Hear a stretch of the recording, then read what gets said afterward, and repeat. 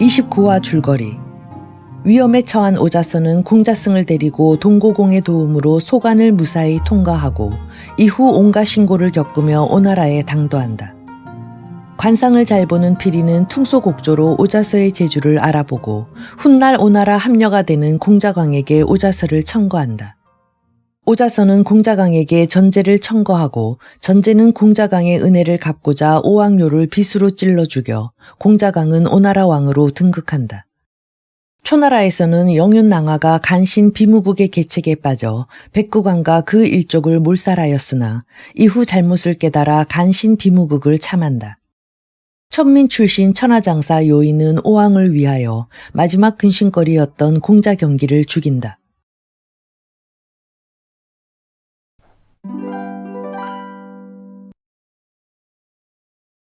75. 최후 납질. 좌우 군사들은 공자경기의 유언에 따라 요의를 풀어주었다. 그러나 요의는 가려고도 하지 않고 앉은 채로 말한다. 나는 이미 세상에서 용납될 수 없는 죄를 3가지나 저질렀다. 그 하나는 내 처자를 죽여 왕으로부터 이 일을 받았으니 이는 인이 아니며, 그 둘은 세임금을 위해 예딩금의 아들을 죽였으니 이는 의가 아니며, 그 셋은 남의 일을 성사시키기 위해 스스로 몸을 망치고 집안을 망쳤으니 이는 지가 아니다. 이러한 죄인이 무슨 면목으로 살기를 바라겠는가. 요인은 벌떡 일어나 강물로 뛰어들었다. 군사들은 뒤따라 강물로 뛰어들어 요의를 건져냈다. 요의가 묻는다. 너희들은 왜 나를 건졌느냐. 그대는 오나라로 돌아가면 큰 상과 벼슬을 받을 것인데 어찌하여 죽으려 하오. 가족에게도 애착이 없었던 내가 벼슬을 탐내겠느냐. 너희들은 내 시체를 가지고 오나라로 돌아가거라. 그러면 오왕에게 큰 상을 받을 것이다. 이윽고 요인은 옆에 서 있던 군사의 칼을 빼앗아 자기 발을 자르고 다시 목을 찔러 자결했다. 군사들은 요의와 공자경기의 시체를 가지고 오나라로 돌아가서 항복했다. 이에 오왕 함려는 크게 기뻐하며 그들에게 많은 상을 하사한 다음 오군으로 삼았다. 그리고 요의를 상경의 예로서 창문성 아래에 장사 지냈다. 또 공자경기는 공자에 대한 예로서 그 부친인 요의 무덤 곁에 장사 지냈다. 그 후 오왕 함려는 문무백관을 청하여 성대하게 잔치를 벌였다. 이 자리에서 오자서가 울면서 아랜다. 대왕의 근심은 모두 제거되었으나 신은 언제나 원수를 갚을 수 있겠습니까? 백비 역시 눈물을 흘리며 군사를 일으켜 초나라를 치자고 간청했다. 오왕 함려가 대답한다. 오늘은 술이나 마시고 내일 아침에 계책을 세웁시다. 다음 날 오자서와 백비가 궁으로 들어가자 오왕 함려가 묻는다. 과인은 2사람을 위해서 군사를 일으킬 작정인데 누가 장수가 되겠소? 오자서와 백비가 똑같이 대답한다. 누가 장수가 되든 아무 상관이 없나이다. 오왕 함려는 오자서와 백비가 초나라 사람이라는 것을 생각하며 그들이 원수를 갚는다면 더 이상 오나라를 위해 힘쓰지 않으리라 근심하고 있었다. 오자서가 앞으로 나아가 아랜다. 대왕께선 초군 수요가 너무 많음을 걱정하시옵니까? 오왕 함려가 대답한다. 그렇소. 그렇다면 신이 초군을 능히 무찌를 수 있는 사람을 청거하겠사옵니다. 경이 청거하겠다는 사람이 누구요? 그는 대체 무엇에 능하오? 그는 오나라 사람으로 이름은 손무라고 합니다. 손무는 육도삼략에 통달했으며 대단한 전략가이며 천지의 비밀과 이치를 아는 사람이옵니다. 그는 병법 13편을 지었으나 아무도 그 재주를 인정하는 사람이 없어 지금 나부산 동쪽에 응거하고 있나이다. 대왕께서 손무를 등용하여 군사로 삼는다면 천하라도 능히 대적할 수 있나이다. 오왕 함려는 손무가 오나라 사람이라는 말을 듣고 크게 기뻐하며 당부한다. 과인을 위해 속히 손무를 불러주오. 오자서가 아랜다. 그 사람은 가벼이 벼슬을 살려고 하지 않으니 반드시 예로서 불러야 따라올 것이옵니다. 이윽고 오자서는 오왕 함려로부터 많은 황금과 백벽 한 쌍을 받아가지고 나부산으로 갔다. 오자서가 손무에게 예물을 바친 다음 간청한다. 왕께서 선생의 재주를 극히 사모하고 있으니 같이 갑시다. 이에 손무가 오자설을 따라 왕궁으로 가자 오왕합녀는 친히 층계밑까지 내려와 그를 맞이했다. 오왕합녀는 손무에게 자리를 권하고 병법에 대해 물었다.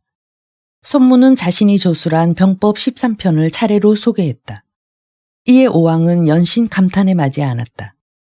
그 병법 13편의 1은 시계편, 2는 작전편, 3은 모공편, 4는 군영편, 5는 병세편, 6은 허실편, 7은 군쟁편, 8은 구변편, 9는 행군편, 10은 지영편, 11은 취지편, 12는 화공편, 13은 용감편이었다. 오왕합녀가 오자서에게 말한다. 이 병법을 들으니 가히 하늘과 땅을 꿰뚫는 재주라 할 수 있소. 단지 과인의 나라가 적고 군대가 약한 것이 안타깝도다. 손무가 말한다.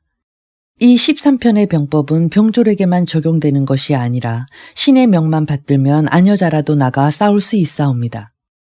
오왕합녀가 크게 웃으며 말한다. 어찌 그리도 어리석은 말씀을 하시오. 천하 어느 나라에 아녀자에게 무기를 주어 조련시키는 법이 있소. 원컨대 신이 후궁의 궁녀들을 조련시켜 보겠나이다. 만약 신의 말처럼 안 된다면 어떠한 처벌도 감수하겠나이다. 이에 오왕합녀는 손무로 하여금 궁녀 300명을 조련시키게 했다. 손무가 아랜다. 우선 대장에 있어야 군대의 개통이 서니 대왕께선 특별히 총애하시는 궁녀 2사람만 호명해 주십시오. 오왕합녀가 평소 총애하던 우의와 좌의를 앞으로 불러내자 손무가 말한다. 이젠 됐습니다. 그러나 군사란 우선 호령을 엄격히 하고 나중에 상보를 분명히 해야 합니다. 비록 이 군사의 규모는 작지만 갖출 것은 모두 갖춰야 하옵니다. 그런즉 법을 집행할 사람 하나와 굴리 2사람을 세워 장수의 명을 전하게 하고 고수 2사람을 세워 북을 치게 하고 역사 몇 명을 뽑아 아장으로 삼아야만 비로소 군사의 위엄이 서게 됩니다. 오왕합녀는 오나라 중군 중에서 필요한 사람을 뽑게 했다. 손무는 궁녀들을 좌우 2대로 나누고 우희는 우대, 좌희는 좌대를 맡게 했다. 이튿날 궁녀 2대가 모두 조련장에 모였다.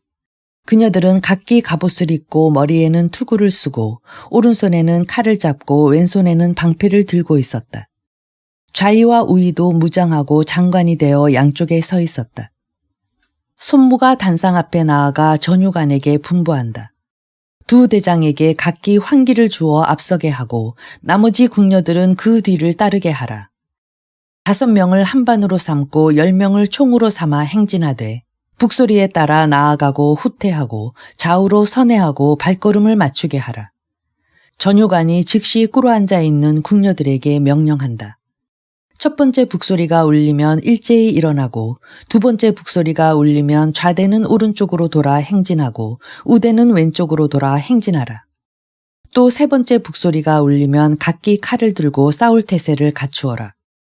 금이 울리면 즉시 처음 자세로 되돌아가 물러서라. 이윽고 고수가 첫 번째 북을 울렸다. 그러나 궁녀들 중에는 일어서는 자도 있고 그냥 앉아있는 자도 있어서 대열이 엉망이었다. 손무가 자리에서 일어나 말한다. 명령대로 거행되지 않으니 이는 명을 분명히 전달하지 못한 장수의 죄로다. 전유관은 다시 한번 명령을 내리고 고수도 다시 북을 쳐라. 이에 명령이 반복되고 다시 북소리가 울리자 궁녀들은 모두 일어섰으나 자세는 여전히 흐트러져 있었다. 이윽고 손무는 친히 북을 치면서 전유관에게 다시 명령을 내리게 했다. 그러나 좌희, 우희 2 대장과 궁녀들은 여전히 히히덕거리며 웃었다.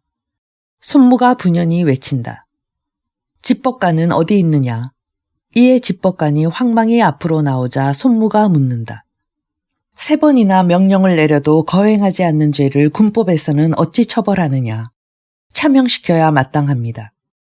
모든 군사를 참할 순 없으니 우선 본보기로 2 대장을 참하여라. 좌우에 늘어서 있던 아장들은 즉시 좌희와 우희를 끌어내어 결박지었다. 이때 망운대에서 이 광경을 바라보고 있던 오왕합녀는 급히 백비에게 표조를 내주며 좌희와 우희의 결박을 풀어주라고 분부했다. 백비가 손살같이 달려가 손무에게 표조를 보이고 오왕합녀의 분부를 전한다. 과인은 이미 장군의 군사를 다스리는 재주를 보았소. 그러나 자이와 우이는 과인이 특별히 총애하는 궁녀들이니 용서하기 바라오. 손무가 대답한다. 그대는 왕께 가서 나의 말을 전하시오. 신은 이미 왕의 명으로 장군이 된 몸이라 장군이 군중에 있을 때는 왕명을 받지 않사옵니다. 그리고는 아장에게 명하여 자이와 우이의 목을 쳤다. 이에 좌우 이대의 궁녀들은 새파랗게 질려 감히 손무를 쳐다보지도 못했다. 손무는 다시 궁녀 중에서 2명의 대장을 뽑아 명을 내리고 고스에게 북을 치게 했다. 첫 번째 북이 울리자 궁녀들은 일제히 자리에서 일어나 똑바로 줄을 섰다. 두 번째 북이 울리자 우대는 좌측으로 돌고 좌대는 우측으로 도는데 조금도 혼란이 없었다. 세 번째 북이 울리자 궁녀들은 일제히 칼을 빼들고 싸울 태세를 갖췄다. 이윽고 금이 울리자 궁녀들은 제자리로 돌아가 대열을 종돈했다. 손무가 집법관에게 명령한다. 그대는 왕에게 가서 이제 군사를 훈련시켰으니 왕께서 친히 오셔서 사열하십시오. 라고 전하여라. 한편 오왕 함녀는 아끼던 2 궁녀의 죽음을 매우 슬퍼하고 후히 장사지내 주었다. 그는 2 궁녀의 죽음 때문에 손무를 탐탁지 않게 여기고 나부산으로 돌려보내리라 생각했다. 오자서가 말한다. 신이 듣건대 무기는 바로 흉기라고 하옵니다. 때문에 방자함은 용납될 수 없나이다. 상벌이 분명치 않으면 명령이 거행되지 않습니다. 대왕께서 장차 폐업을 성취하려면 훌륭한 장수를 얻어야 하며 훌륭한 장수란 반드시 결단력이 있고 엄해야만 합니다. 아름다운 여자는 지천에 깔려 있지만 진실로 좋은 장수는 구하기 어렵습니다. 대왕께서 한낱 궁녀 때문에 손무를 버린다면 잡초를 아낀 나머지 양곡을 버리는 것과 매한가지입니다. 오왕 함녀는 오자서의 말에 크게 깨닫는 바가 있어 손무를 상장으로 임명하고 군사로서 대우하는 한편 장차 초나라를 정벌할 일을 맡겼다. 오자서가 손무에게 묻는다. 장차 우리는 어느 길로 쳐들어가야 하오? 모름지기 군사를 쓰려면 우선 내환을 없앤 후에 바깥을 쳐야 합니다. 내 듣건대 선왕요의 아들 엄여가 서나라에서 살고 있고 초경은 종호나라에 가 있으면서 보복하려고 이를 도모하고 있답니다. 지금 우리가 군사를 쓰려면 엄여와 초경을 없앤 후에 초나라를 치는 것이 좋습니다. 오자서는 이 말을 옳게 여겨 오왕 함녀에게 가서 그대로 전했다. 오왕 함녀가 말한다. 소와 종호는 소국이라 사신을 보내 그 2 사람을 잡아 귀국시키라고 분부하면 어쩔 수 없이 우리의 요구대로 거행할 것이오. 굳이 군사를 일으킬 필요는 없소. 이윽고 오왕 함녀는 소와 종호 2 나라로 각기 사신을 보냈다. 이에 서나라 군우 장호는 차마 망명하에 있는 엄여를 오나라로 보낼 수 없어 몰래 달아나게 했다. 한편 종호나라에서도 초경에게 미리 언지를 주어 다른 나라로 달아나게 했다. 엄여는 달아나는 도중에 역시 도망쳐오는 초경을 만나 함께 초나라로 달아났다. 이에 조서왕은 그들 2 공자를 크게 환영한 다음 서성 땅에 가서 군사를 조련시켜 오나라를 방비하라고 당부했다. 한편 오왕 함녀는 이 소문을 듣고 크게 노하여 손무에게 자신의 명을 거역한 2 나라를 치라고 분부했다. 이에 손무는 먼저 서나라를 공격하여 단번에 무찔러 버렸다. 그리고 다시 종호나라를 쳐서 그 군우를 사로잡아 가지고 개선했다. 그 후 손무는 군사를 거느리고 초나라 서성 땅으로 쳐들어가서 엄여와 초경을 잡아 죽였다. 오왕 함녀가 승세를 이용하여 초나라 도읍까지 쳐들어가려 하자 손무가 만류한다. 이미 3번이나 싸웠기 때문에 군사들이 매우 지쳐 있습니다. 그러니 다음 기회를 기다리십시오. 이에 그들은 군사를 거느리고 본국으로 돌아갔다. 오자서가 오왕 함녀에게 기뜸한다. 약한 자가 강한 자를 물리치려면 이쪽은 편안한 도리를 취하고 적진은 수고롭게 해야 합니다. 그러니 모든 군사를 3군으로 나누어 초나라를 공격하십시오. 즉 우리가 1군만 보내 공격을 개시해도 초군은 모두 출동할 것입니다. 그들이 나오면 우리는 물러나고 그들이 다시 들어가면 우리는 교대로 다음 1군을 출동시킵니다. 이렇게 몇 번만 반복하면 우리는 힘을 아끼며 초군을 지치게 할 수 있습니다. 그들이 모두 지친 때를 이용해 우리 3군이 기습하면 초나라를 완전히 평정할 수 있나이다. 오왕합녀는 이 계책을 쫓아 군사를 3군으로 나누어 교대로 초나라를 공격하니 과연 초군은 점점 지쳐갔다. 이때 오왕합녀에게는 숭옥이라고 하는 사랑하는 딸이 하나 있었다. 어느 날 내궁에서 큰 잔치가 벌어졌다. 오왕은 커다란 생선찜을 먹다가 배가 부르자 그 나머지를 숭옥에게 주었다. 원래 성미가 지나치리만큼 결백한 숭옥은 먹다 남은 생선찜을 보고 이렇듯 모욕을 받으며 살 수 없다고 탄식하며 목을 메어 자결했다. 이에 오왕합녀는 매우 애통해하며 숭옥을 성대히 장사 지냈다. 장사 지낼 때 오왕은 부고의 보물 중 반을 함께 묻어주었다. 그런 다음 오왕합녀는 군사들에게 명하여 길들인 학을 거리에서 춤추게 했다. 백성들이 춤추는 학을 구경하기 위해 거리로 쏟아져 나오자 군사들은 숭옥의 무덤 내부를 구경시켜 준다고 깨웠다. 이윽고 백성들이 앞을 다투어 숭옥의 무덤 안으로 들어가자 군사들은 수문위에 매둔 줄을 칼로 끊어 문을 닫아버렸다. 이날 생매장된 백성들은 1만 명에 달했다. 오왕합녀가 군사들의 보고를 받은 다음 말한다. 과인의 딸을 위해 많은 백성을 순장했으니 지하에 있는 숭옥도 외롭지 않을 것이다. 이렇듯 오왕합녀의 잔인성은 극에 달했다. 한편 초소왕은 어느 날 밤 자리에 누웠다가 깨어보니 머리맡에 한 자루의 칼이 놓여 있었다. 의아하게 여긴 초소왕은 날이 밝자마자 칼을 잘 보는 풍호자를 불러 그 칼을 조사하게 했다. 풍호자가 그 칼을 자세히 살펴본 다음 깜짝 놀라 묻는다. 이 칼을 어디서 얻으셨나이까? 지난밤 과인이 문득 잠에서 깨어보니 이 칼이 머리맡에 놓여 있었소. 칼이 쓸만하오. 풍호자가 대답한다. 이 칼은 잡노라는 명검으로 오나라 명장인 구야자가 만든 것이옵니다. 그 당시 오랑이 구야자를 불러 5자루의 칼을 만들게 했습니다. 그 후 오왕 수몽이 이 소문을 듣고 칼을 탐내자 오랑은 그중 3자루의 칼을 주었습니다. 그 3자루의 칼은 어장, 반영, 나머지 하나는 바로 이 잡노입니다. 어장은 전제가 요를 죽일 때 사용한 칼이며 반영은 지난번 오왕합녀가 그 딸 숭옥의 무덤에 넣어준 것이며 잡노는 바로 이 칼입니다. 신이 듣건대 이 칼을 칼집에서 뽑으면 신령하고 허리에 차면 만물을 복종시키는데 만약 이 칼을 가진 사람이 무도하면 저절로 그 곁을 떠난다 하옵니다. 때문에 이 칼을 가진 나라는 크게 번영한다고 합니다. 그간 오왕합녀는 요를 죽여 스스로 왕위에 올랐으며 또 그 딸의 무덤에 1만 명의 백성을 생매장했습니다. 그래서 이 명검 잡노는 잔인한 오왕 곁을 떠나 덕이 있는 대왕께 온 것 같사옵니다. 이에 초소왕은 크게 기뻐하고 항상 그 칼을 허리에 차고 다녔다. 한편 오왕합녀는 이 소문을 듣고 필시 좌우신하들이 뇌물을 받고 그 칼을 훔쳐내어 초나라에 바쳤으리라 생각했다. 그래서 자신을 섬겨온 어진신하 수십 명을 죽였다. 오왕합녀는 다시 손무 오자서 백비에게 군사를 주어 초나라를 토벌하게 했다. 이와 동시에 오왕합녀는 올나라로 사람을 보내 함께 초나라를 치자고 권했다. 그러나 초나라와 친분을 맺고 있던 오랑윤상은 이 청을 거절했다. 한편 손무는 오자서와 함께 초나라를 공격하여 육합 땅과 잠산 땅을 점령한 다음 본국으로 돌아왔다.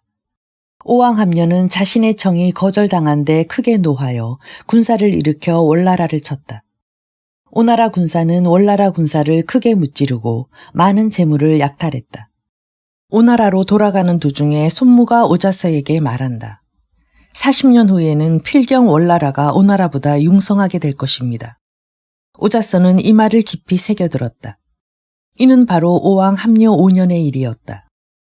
그 다음에 초나라는 지난해 패전한 치욕을 설분하기 위해 영윤낭하가 수군을 거느리고 오나라에 쳐들어왔다. 이에 오왕 합녀는 손무에게 초군을 물리치라고 분부했다. 손무는 소땅에서 초나라 수군을 크게 이기고 적장 미개를 사로잡아 가지고 돌아왔다. 그러나 오왕 합녀는 이에 만족하지 않고 불평한다. 초나라도 영성을 함락시켜야만 비로소 공을 세웠다고 할 수 있소. 오자서가 말한다. 신이 어찌 원수들이 살고 있는 영성을 한시라도 잊겠사옵니까? 단지 초나라는 아직도 강국이기 때문에 가벼이 공격할 수는 없나이다. 초나라 영윤낭하는 탐심이 많아 항상 뇌물을 보내라고 조르기 때문에 반드시 모든 나라 제후들의 미움을 받게 될 것입니다. 그때를 기다려 일시에 초나라를 공격해야 합니다. 손무는 강구에서 연일 수군을 조련시켰으며 오자서는 첩자를 보내 초나라의 정세를 탐지하게 했다. 하루는 당나라 채나라의 사신이 오나라로 와서 통교하자고 청했다. 오자서가 크게 기뻐하며 말한다. 당나라와 채나라는 초나라의 속국인데 그들이 우리와 친분을 맺자고 청하니 틀림없이 초나라와의 사이에 틈이 벌어진 것이다. 이제야말로 하늘이 나에게 초나라를 토벌할 기회를 내리시는 것이다. 이야기는 잠시 지난날로 돌아가 초소왕이 명검 잡로를 얻었을 때였다. 당성공과 채소공은 이 일을 축하하기 위해 초나라로 갔다. 본시 채소공에겐 양지 백오패 한 쌍과 은초소구 가도 2벌이 있었다. 채소공은 축하하는 뜻으로 그중 백오패 1개와 가도 1벌을 초소왕에게 바치고 남은 1벌의 가옷은 자신이 입고 허리에 구슬을 찼다. 영윤낭하는 채소공이 입고 있는 가옷과 구슬을 보고 탐이 나서 그 물건을 자신에게 달라고 청했다. 그러나 채소공은 이를 거절했다. 또 당성공에게는 명마 2필이 있었는데 그 이름은 숙상이었다. 당성공이 그 2명마가 이끄는 수레를 타고 초나라에 당도하자 영윤낭하는 그 2말이 탐이 났다. 그래서 당성공에게 말을 달라고 청했다가 거절당했다. 이에 앙심을 품은 영윤낭하는 초소왕에게 당나라 채나라가 모반을 꾀하고 있다고 모략했다. 이리하여 당성공과 채소공은 이유 없이 공간에 감금되어 무려 3년이란 세월이 지났다. 한편 당나라 세자는 부친이 3년이 지나도록 돌아오지 않자 대부 공선철을 초나라로 보냈다. 공선철은 초나라에 도착했어야 당성공이 감금되어 있는 까닭을 알았다. 이에 공선철이 낭하에게 말을 주라고 권했으나 당성공은 죽으면 죽었지 말은 줄 수 없다고 고집했다. 그래서 공선철은 사람을 시켜 말 2필을 훔쳐오게 했다. 공선철이 말 2필을 끌고 영윤낭하에게 가서 말한다. 저희 주공께서 대감의 높은 덕을 존경하사 이 말을 바치라고 하셨습니다. 이에 영윤낭하는 크게 기뻐하며 말 2필을 받았다. 이튿날 궁으로 들어간 영윤낭하가 초소왕에게 말한다. 당나라는 나라가 궁벽하고 병력이 미약하여 큰일을 도모하지 못할 것입니다. 그러니 당성공을 본국으로 돌려보내십시오. 그 즉시 초소왕은 당성공을 석방시켰다. 당성공과 함께 본국으로 돌아온 공선철은 스스로 자신의 몸을 결박짓고 사죄했다. 당성공이 부끄러운 표정으로 말한다. 그대가 말을 훔쳐 영윤낭하에게 바치지 않았다면 과인이 어찌 석방될 수 있었겠소. 모든 것이 과인의 잘못이니 그만 일어나오. 당성공은 공선철에게 후한상을 주었다. 한편 채소공은 당성공이 말을 주고 석방됐다는 말을 듣고 즉시 은초소구 가옷과 백옥패를 영윤낭하에게 바쳤다. 이에 채소공 역시 석방되어 초나라를 벗어날 수 있었다. 본국으로 돌아간 채소공은 치솟는 분노를 억제할 수 없어 세자원을 진나라에 볼모로 보내고 군사를 빌어 초나라를 공격하려고 했다. 그런즉 진정공이 사람을 보내 주경왕에게 이 사실을 고했다. 주경왕은 왕명으로 군사를 소집하고 초나라를 토벌하게 했다. 마침내 주왕의 명에 의해서 송제, 진정, 노위, 주채, 거허, 조, 돈, 호, 등, 설, 기 16개국이 군사를 일으켰다. 진나라 사항은 총대장이 되고 순이는 부장이 되었다. 모든 군대가 소릉 땅에 집결하여 연합하였다. 연합군의 부장 순이는 재물이 탐나서 채소공에게 사람을 보냈다. 군우께선 초나라의 값진 가옷과 백옥패를 상납했다고 하던데 천리길을 달려온 우리에게 어찌 인사가 없습니까? 채소공이 말한다. 나는 초나라 영윤 낭하의 탐심에 치가 떨려 진나라에 의지한 것이오. 진나라는 천하패권을 잡고 있는 나라로서 무도한 초나라를 쳐서 약한 나라를 도와주는 것이 의무가 아니겠소. 또한 초나라를 멸망시키면 형량 5,000리를 차지할 터인즉 그만하면 모든 군사를 위로하고도 남을 것이오. 그런데 어찌 작은 것을 바라시오. 순이는 이 말을 전해 듣고 몸둘 바를 몰라 했다. 때는 주경왕 14년 봄이었다. 큰 비가 수십일간이나 계속 내려 유건이 학질에 걸려 알아누웠다. 순인이 사항에게 말한다. 옛날 제왕공도 이곳 소릉에 진을 쳤으나 별 이득이 없었고 다만 진문공이 한 번 이겼을 뿐입니다. 우리 진은 꼭 초와 싸울 이유가 없고 더구나 장마철이라 싸워 이기기도 어렵습니다. 그렇다고 물러갈 수도 없는 형편이니 어떻게 하면 좋겠습니까? 사항도 욕심이 많은 사람이었다. 순인이 채소공에게 뇌물을 받지 못한 것을 알고 자기 역시 아무 이득이 없을 것으로 생각하여 빗핑계를 댔다. 그리하여 볼모로 잡아두었던 채나라 세자원을 돌려보내고는 자기 나라 군사를 거느리고 돌아가 버렸다. 진나라가 회군하자 다른 제후들도 각기 본국으로 돌아갔다. 채소공은 제후들이 회군하는 것을 보고 크게 실망하여 그 역시 회군하기로 했다. 돌아오는 도중 채소공은 공선성을 시켜 이번에 출병하지 않은 심나라를 쳤다. 결국 채나라 군사는 조그만 심나라를 멸망시키고 군우가를 잡아 죽였다. 초나라 영윤 낭하는 이 소식을 듣고 크게 노하여 채나라 도성을 포위했다. 공손성이 채소공에게 간한다. 차라리 오나라의 주공의 둘째 아들 공자건을 볼모로 보내고 원군을 청하십시오. 지금 오나라엔 초나라와 원수간인 백비와 오자서가 있어 힘껏 도와줄 것입니다. 이윽고 채나라 공손성은 공자건과 함께 당나라에 가서 당나라 신하 한 사람과 오나라로 갔다. 그들은 도착 즉시 오자서를 만났다. 오자서가 그들과 함께 입궁하여 오왕 함녀에게 상주한다. 채나라 당나라의 사신이 구원병을 청하러 왔습니다. 이번 기회에 채나라를 도와주면 오나라의 위세를 만천하에 떨칠 수 있으며 초나라를 이기면 많은 이득이 있을 것입니다. 이에 오왕 함녀는 초나라를 치기로 마음먹었다. 신하 한 사람이 들어와서 아랜다. 군사인 손무가 강구로부터 돌아와서 뵙기를 청하옵니다. 들게 하여라. 손무가 오왕 함녀에게 아랜다. 신이 회군한 것은 초나라의 속국이 많기 때문입니다. 지금 당나라, 채나라 외에도 많은 나라가 초나라를 송토하고 있사옵니다. 이는 초나라가 고립 상태에 있다는 증거이니 지금이야말로 저들을 치기에 적합한 시기입니다. 이 말에 오왕 함녀는 크게 기뻐했다. 드디어 오왕은 손무를 대장, 오자소와 백비를 부장으로 임명하고 아우인 공자부계를 선봉대장으로 삼아 6만 대군을 일으켰다. 오나라 대군이 오왕 함녀의 인솔 아래 강을 건너 채나라에 이르니 채성을 포위하고 있던 초나라 영윤 낭하는 이 군세에 기가 질려 급히 군사를 돌려 한수를 건너가서 영체를 세웠다. 한편 채소공은 오왕 함녀를 영접하고 초나라 토보를 호소했다. 이튿날 당성공이 군사를 이끌고 채성에 도착했다. 이에 채소공과 당성공은 오왕 함녀의 좌익과 우익이 되어 군사를 재편성했다. 오나라, 채나라, 당나라 군사가 출발하기에 앞서 손무가 오나라 군사에게 명령한다. 전함은 회수에 놓아두고 걸어서 진격하라. 오자서가 손무에게 묻는다. 배를 회수에 내버려 두고 가는 이유가 무엇이오? 물을 거슬러 올라가려면 진격이 늦어집니다. 즉 초나라 군사에게 대비할 여유를 주지 않겠다는 뜻입니다. 오나라 군사는 육로를 따라 한양 땅으로 행군하여 마침내 한수를 사이에 두고 초군과 대치하게 되었다. 한편 초소왕은 오나라가 대군을 일으켰다는 급보를 받고 모든 대신들에게 묘책을 물었다. 공자신이 아랜다. 영윤 낭하는 대장감이 못되오니 좌사마 심윤술에게 군사를 주어 오군이 한수를 건너지 못하게 막으라 하시옵소서. 오군은 후방과 멀리 떨어져 있어 연락이 어려울 터인즉 오래 주둔하지는 못할 것이옵니다. 초소왕은 공자신의 계책대로 심윤술에게 1만 5천의 군사를 주어 오나라 군사를 막게 했다.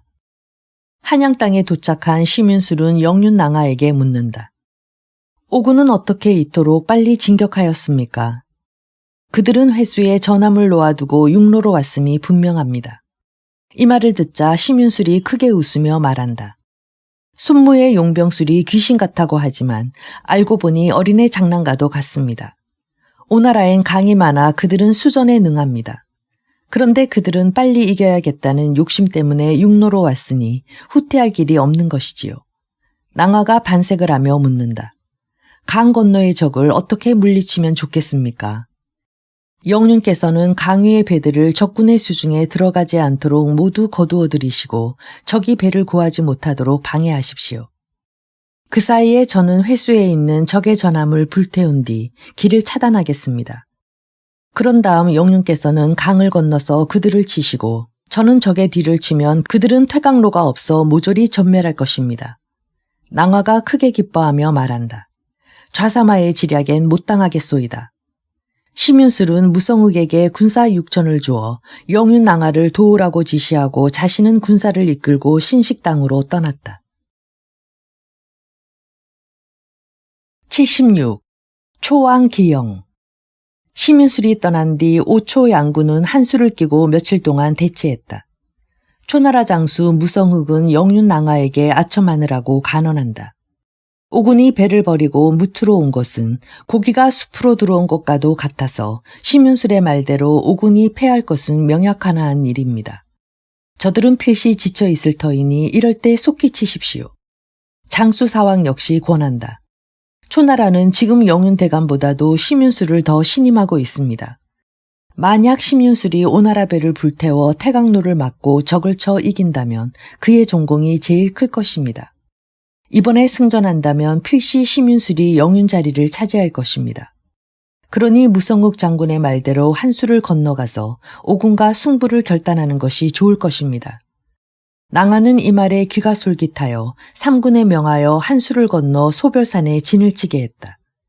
초나라의 사왕이 출병하여 도전하니 손무는 손봉장인 공자 부계로 하여금 초나라 군사를 맞아 싸우게 했다. 부계가 300명의 군사에게 큰 몽둥이 하나씩을 들려서 초군과 맞싸우게 하니 사왕은 크게 패하여 달아났다. 영윤 낭화가 사왕에게 소리 지른다. 첫 번 싸움에서 지고 무슨 낯으로 나를 보려 하느냐. 싸워서 적장을 참하지 못하고 적국의 왕을 생포하지 못하면 이는 병가의 자랑이 못됩니다. 지금 오왕의 본 진영이 대별산에 있으니 오늘 밤 적을 급습하여 오왕을 사로잡겠나이다. 낭화는 그 뜻을 기특하게 여기고 정병 1만을 골라 대별산 뒤로 쳐들어가 오왕 함녀를 생포하기로 했다. 한편 손무는 부계가 첫 싸움에서 승리하였다는 보고를 듣고 기뻐하는 여러 장졸에게 이른다. 낭화는 남의 공을 시기하는 보잘것없는 자다. 사왕이 패전하였으나 아직 초나라 군우는 강하니 오늘 밤 그들이 반드시 우리의 본진영을 급습할 것이다. 공자부계는 본부군을 이끌고 대별산 좌우에 숨어 있다가 초각이 울리면 일제히 초군을 공격하시오. 그리고 당나라 채나라 군우는 두 길로 나누어서 오군을 돕도록 하시오. 오자서 장군은 군사 5천을 이끌고 가서 소별산의 적진을 공격하십시오. 백비 장군은 오자서 장군을 도우시오. 손무가 계속 명령을 내린다. 공자사는 대왕을 모시고 한음산으로 피하고 대별산 본진영에는 깃발을 꽂아놓고 군사 수백 명으로 지키게 하오. 삼고때가 되자 과연 초군이 나타나 오군을 급습했다. 초군은 적 진영에 뛰어들었으나 오왕 함녀가 보이지 않았다. 그제야 함정에 빠진 것을 눈치챈 초군은 황급히 물러갔다. 이때 초각이 울리며 부계의 군사가 좌우로 협공하니 낭화는 군사를 3분의 1이나 잃고 달아나야만 했다. 낭화가 얼마쯤 도망쳤을 때 채나라와 당나라 군사가 호련히 나타났다. 당상공이 소리치며 달려든다. 내게서 훔쳐간 숙상말을 돌려보내라. 그러면 너를 살려주마. 또 채소공이 외친다. 내게서 가져간 갓옷을 돌려보내라. 그러면 너를 살려주마. 이렇게 위급할 때 무성흑이 군사를 거느리고 달려와 간신히 낭화를 구출해가지고 도망쳤다. 한편 오나라 장수 오자서는 초나라 본진을 점령하여 사왕을 참패시켰다. 이 소식을 들은 낭화는 패잔병을 이끌고 백거에 이르렀어야 한숨을 돌렸다. 낭화가 망연자실하여 말한다. 손무는 과연 용병술이 귀신 같구나. 일단 본국으로 회군하여 다시 군사를 청해가지고 오군과 싸워야겠다. 사왕이 조용히 만류한다. 영윤께서 회군하시면 필히 오군은 한수를 건너 영성까지 들어올 것입니다.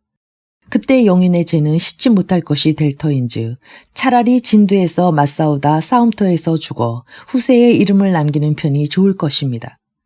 낭화가 기가 막혀 주저하고 있을 때 본국에서 장군 원사가 군사를 이끌고 도우러 왔다. 원사가 낭화에게 말한다. 대왕께서는 내게 군사 1만을 주며 영윤을 도우라 하셨습니다. 사마 심윤술의 말대로 하셨다면 이 지경이 되지는 않았을 것입니다. 어쨌든 사마의 군사가 올 때까지 이곳을 수비합시다. 낭화가 부끄러워하며 말한다. 나는 적은 군사로 기습하려다가 오히려 역습을 당했소. 우리가 힘을 합하여 이 기회에 오군을 크게 칩시다. 원사는 이를 거절하였다. 그래서 낭화와 원사는 10여리의 거리를 두고 각각 진을 쳤다. 이때 오나라 선봉장 부계는 초나라 장수들의 불화 소식을 듣고 오왕함녀를 찾아갔다. 부계가 아랜다. 낭화의 사람됨이 좋지 못해 초나라의 두 대장은 각각 떨어져 있사옵니다. 그래서 초군은 의기소침한 상태이니 이 기회에 치면 반드시 승리할 것이옵니다.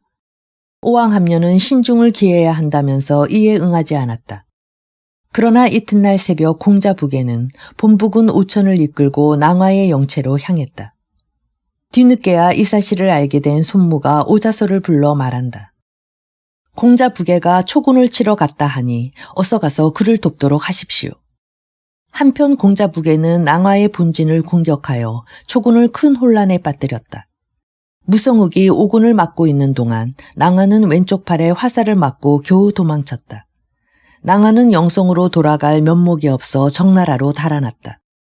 오자서가 군사를 거느리고 공자 부계를 돕기 위해 초나라 진영에 당도했을 때 초군의 사왕과 무성욱은 이미 공자 부계의 칼에 맞아 죽었다. 초나라 장수 원사의 아들 원현은 낭화의 영체가 오군의 공격을 받는다는 급보를 듣고 급히 아버지에게 돕자고 했다. 그러나 원사는 그 말을 듣지 않고 군사들에게 호령한다. 오군이 승리의 여세를 몰아 이곳까지 쳐들어오면 우리로선 막을 힘이 없다. 일단 영성으로 회군하여 뒷날을 기약하자. 마침내 초군은 일제히 깃발을 빼어들고 영성으로 돌아갔다. 한편 공자 부계는 초군을 따라 청발까지 추격했다. 초군은 강을 건너려고 배를 모으는 중이었다.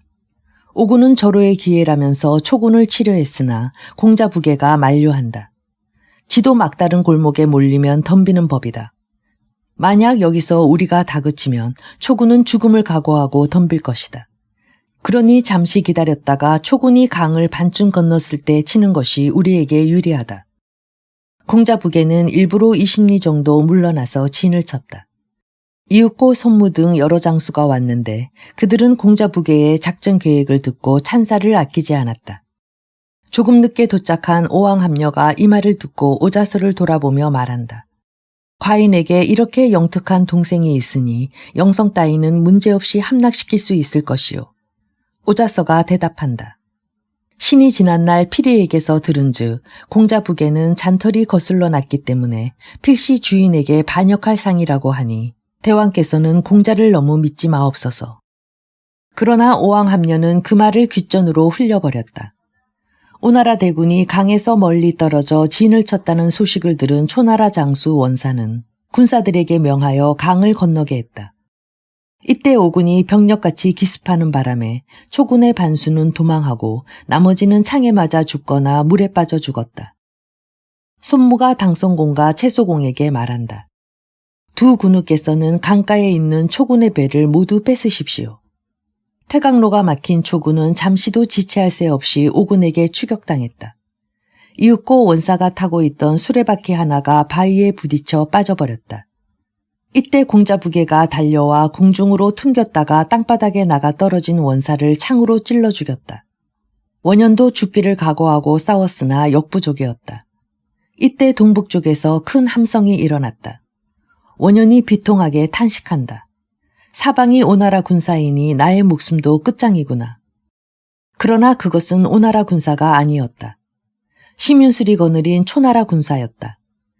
낭화의 군사가 패했다는 소식을 듣고 급히 달려오는 길이었다. 심윤술은 원현의 군사가 포위되어 있는 것을 보고 급히 군사를 3군으로 나누어 오나라 군사를 공격했다. 이에 공자 부계는 초군의 병력이 어느 정도인지 짐작이 가지 않아 군사들을 퇴각시켰다. 그러다가 오왕함녀가 거느리고 온 대군과 합류했다. 마침내 초나라와 오나라 군사는 결전을 눈앞에 두었다. 심윤술이 그의 가시인 오구비에게 부탁한다. 영윤낭화의 욕심 때문에 이 지경이 되었구나. 내 이제 생사를 걸고 싸움에 임할 터인즉 우리 군사가 이기면 영성은 피해가 없을 것이니 그것은 우리 초나라의 복이다. 그러나 만약 패하면 너는 내 목을 오나라 군사에게 빼앗기지 않도록 하여라. 또한 원현에게도 분부한다. 너의 부친이 죽었으니 너까지 죽을 필요는 없다. 너는 영성으로 돌아가 공자서에게 영성을 잘 지키라고 전하라. 이에 원현은 울면서 영성으로 떠났다.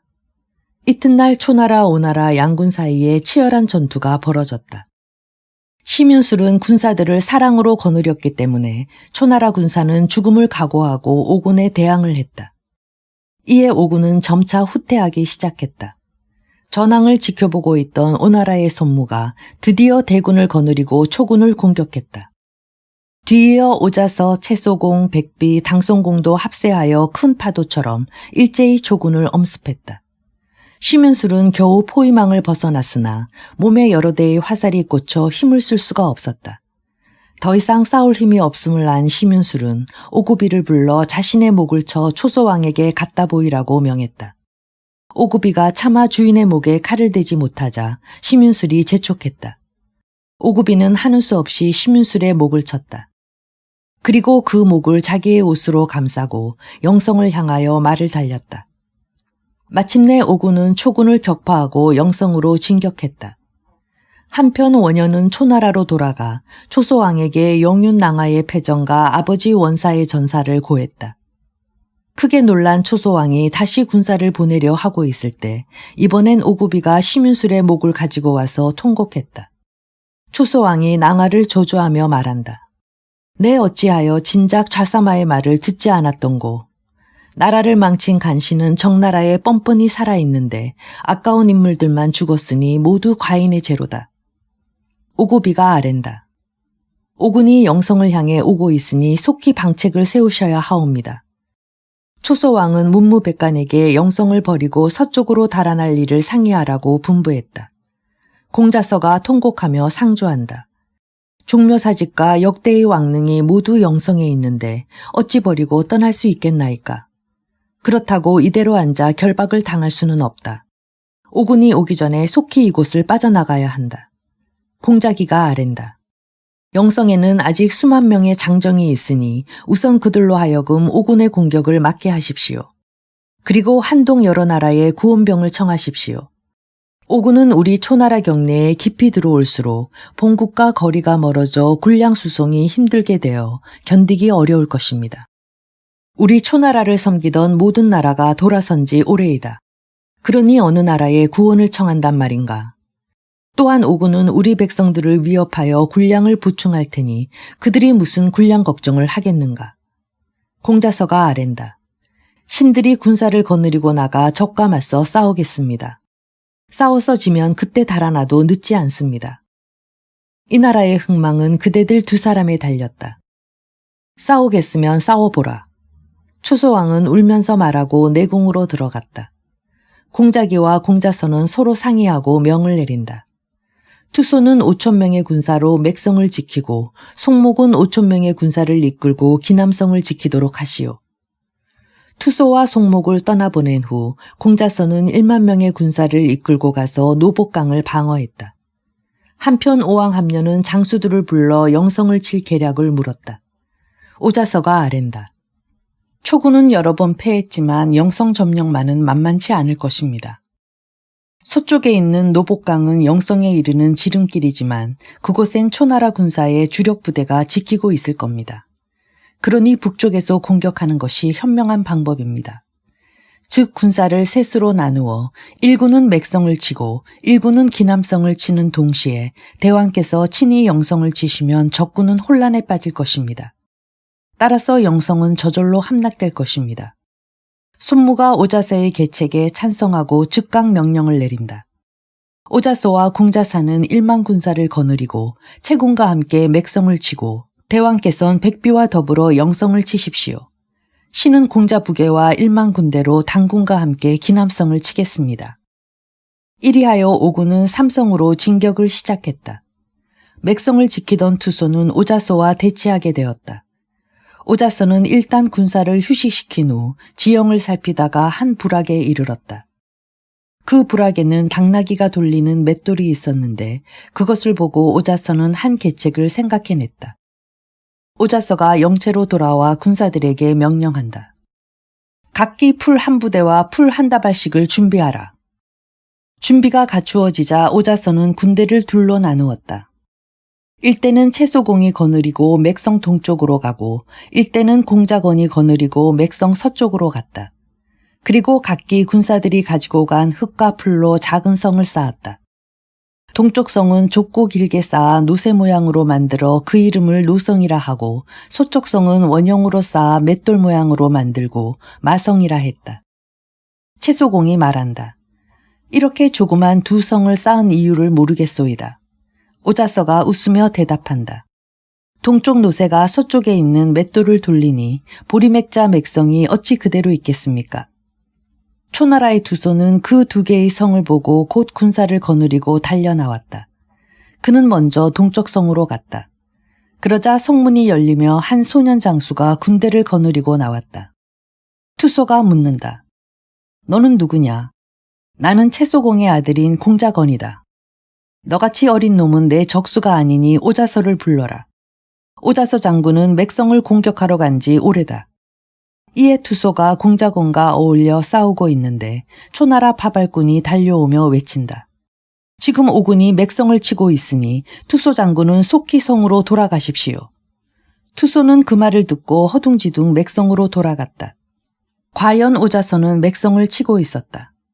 투소가 소리친다. 그대의 원수 비무국은 이미 죽은 지 오래다. 그러니 그대는 원수를 갚은 셈이다. 그대의 집안은 3대나 초나라의 녹을 받았는데 그 은혜를 잊었는가? 그 말대로 우리 조상은 대대로 초나라에 큰 공을 세웠건만 초왕은 죄 없는 나의 아버지와 형을 죽였다. 나는 19년간이나 이 날을 기다려왔으니 그대는 나를 이해하고 멀리 피해 몸을 보존하라. 투소가 버럭 소리를 지른다. 이 역정놈아, 사내 대장부라면 어찌 내 놈을 피하랴. 오자서가 싸우면서 말한다. 내가 몹시 피곤해 보이니 내일 다시 싸우자. 이에 투소는 군사를 물리어 맥성으로 돌아갔다. 이는 오자서의 계책이었다. 오자서의 군사 중에는 항복한 초나라 군사가 많았다. 오자서는 낮에 투소를 맥성으로 돌려보내면서 그 군사들 틈에 전날 항복해온 초나라 군사를 몇 명 끼워서 들여보냈다. 그들은 맥성 안에 들어가 숨어 있다가 한밤중에 성 위로 올라가 굵은 밧줄을 성 아래로 내려주었다. 성 아래에서 기다리고 있던 오나라 군사 100여 명이 그 줄을 타고 성 위로 올라갔다. 성 위에 오나라 군사가 소리를 지르자 성 밖에 오나라 대군은 일제히 함성을 질러 호응했다. 이 소리에 초나라 군사들은 이미 성이 함락된 줄 알고 황망이 달아나기 시작했다. 투소가 뛰어나와 군사들을 진정시키려 했으나 아무 소용이 없었다. 결국 투소도 몸을 빼어 달아났다. 오자서는 달아나는 조군을 추격하지 않고 맥성을 점령했다. 그리고 오왕 함녀에게 사람을 보내 승첩 소식을 고했다. 한편 손무는 장강의 물을 막아 놓았다가 일시에 터뜨려 기남성을 물에 잠기게 했다. 이에 당황한 초나라 장수 송목은 영성으로 정신없이 달아났다. 두 성이 적의 손에 떨어졌다는 소식에 접한 초소왕은 영성을 버리고 황급히 서쪽으로 도망갔다. 영성 위에서 결전을 준비하고 있던 공자기도 사태가 위급해지자 역시 도망쳤다. 그리하여 주인 없는 초나라 도읍 영성은 아무런 저항 없이 오군에게 함락당했다. 마침내 손무는 오왕 함녀와 함께 영성으로 들어갔다. 오자서도 맥성에서 군사를 이끌고 영성으로 왔다. 오왕 함녀는 영성에 머무는 동안 초소왕의 첩들을 희롱했다. 어느 날 한 신하가 오왕 함녀에게 아랜다. 초소왕의 어미 배경은 진나라 태생으로 원래 태자건에게 시집 왔으나 태자건의 아버지 초평왕이 가로채어 데리고 산 여자입니다. 그런데 아직까지도 나이가 젊고 아름답사옵니다. 오왕 함녀는 마음이 동해 배경을 데려오라고 하였다. 배경은 자기를 데리러 온 신하들에게 칼을 뽑으며 소리친다. 왕은 한나라의 모범이다. 그런데 오왕은 그 체면을 버리려 하는구나. 그런 명령을 조추려면 내 차라리 죽는 편이 나으리라. 이 말을 전해 듣고 오왕 함녀는 몹시 부끄러워하며 자신은 물론 누구도 배경에게 손을 대지 못하게 했다. 한편 오자선은 사람을 놓아 초소왕을 잡으려다가 실패하자 모든 장수들에게 초나라 대신 집 부녀자들을 능욕하도록 곤장했다. 또한 당송공과 채소공은 영윤낭하의 집을 뒤져 은초소고와 백옥패를 찾아내고 마국간에 매어 있는 숙상마 한 쌍을 끌어내어 그것을 모두 오왕 함녀에게 바쳤다. 윗사람들이 이 모양이니 군사들은 말할 것도 없었다. 오자선은 오왕 함녀에게 초나라의 종묘를 없애버리자고 했다. 그러자 손무가 나서서 오왕에게 말한다. 군사는 의로서만 움직일 수 있습니다. 이제 초나라 도읍을 수중에 넣었으니 억울하게 폐위된 태자건을 즉위시켜 초소왕 대신 종묘를 지키게 하소서. 그러면 초나라 백성은 진정으로 오나라의 덕을 사모하여 대대로 공물을 바칠 것이옵니다. 대왕께서 초나라를 용서해 주는 것이 바로 초나라를 얻는 길이옵니다. 그러나 오왕 함녀는 초나라를 아주 없애버리고 싶은 생각에서 손무의 말을 듣지 않고 초나라 종묘를 불살라버렸다. 그리고 장하대에서 큰 잔치를 열어 신하들과 함께 즐기었다. 그 잔치에서 오자서가 눈물을 흘리고 있었다. 오왕 함녀가 그 이유를 묻자 오자서가 말한다. 초평왕이 이미 죽고 없으니 신은 원한을 풀 길이 없습니다. 그러면 어떻게 해야 좋겠소? 대왕께서는 신에게 초평왕의 무덤을 파고 그 송장의 목을 자르도록 해주시옵소서. 경은 과인을 위해 많은 공을 세웠는데 어찌 시체 하나를 아끼어 소원을 못 들어주리오. 오왕의 승낙을 받은 오자선은 초평왕의 무덤이 동문 밖 요대오에 있다는 말을 듣고 군사를 이끌고 그리로 갔다. 그러나 막상 가보니 무덤의 위치를 알 수가 없었다. 오자서가 가슴을 치며 통곡하고 있을 때 한 노인이 나타나 말한다. 생전에 초평왕은 자기의 원수가 많다는 걸 알고 죽은 후 자기 무덤이 파헤쳐질까 두려워하여 호수 속에 묻어달라고 유언했습니다. 그러니 초평왕의 시체를 찾으려면 호수의 물을 퍼내야 발견할 수 있을 것입니다. 노인이 요대에 올라가서 호수 안쪽을 가리켰다. 이에 모든 군사가 그 주변을 막고 물을 퍼내자 석관이 나타났다. 석관은 몹시 무거워 수백 근이나 나갔다.